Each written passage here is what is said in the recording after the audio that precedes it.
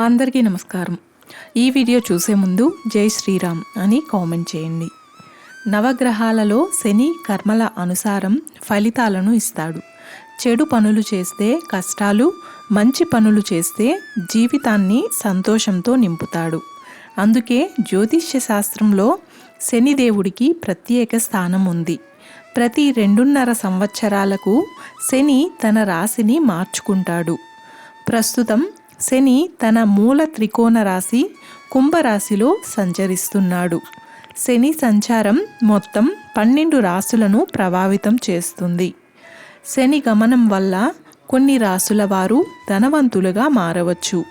మరికొందరికి జీవితంలో టెన్షన్స్ కూడా ఉంటుంది. శని ప్రస్తుతం కుంభరాశిలో కూర్చున్నాడు. వచ్చే ఏడాది శని తన రాశిని మారుస్తుంది.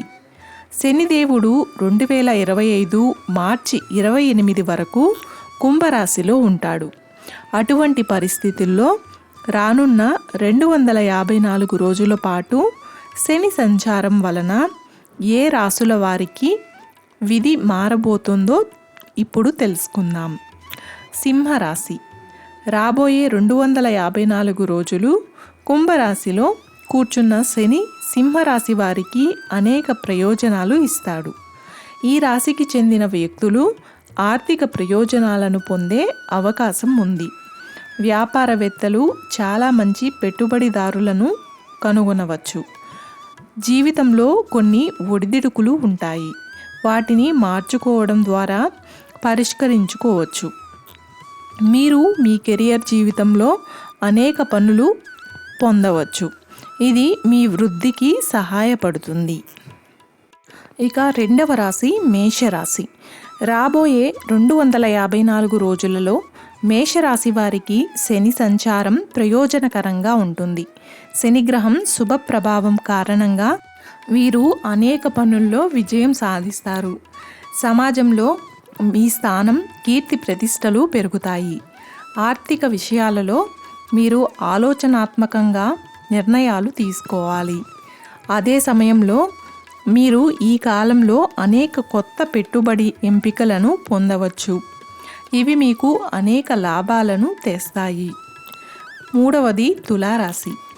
తులారాశి వారికి కుంభరాశిలో కూర్చున్న శని రాబోయే 254 రోజుల్లో శుభవార్తలను తీసుకొస్తాడు.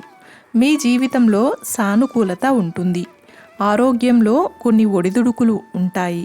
అందువల్ల ఆరోగ్యం పట్ల శ్రద్ధ అవసరం. విద్యార్థులు కూడా కొన్ని శుభవార్తలను అందుకుంటారు. అదే సమయంలో మీరు కుటుంబ సభ్యులతో కలిసి ట్రిప్పులకు కూడా వెళ్తారు. ఆర్థిక పరిస్థితి కూడా బాగుంటుంది. ఆర్థిక పరిస్థితి గణనీయంగా మెరుగుపడుతుంది. శనీశ్వరుడి దృష్టి ఎవరిపై ఉంటుంది?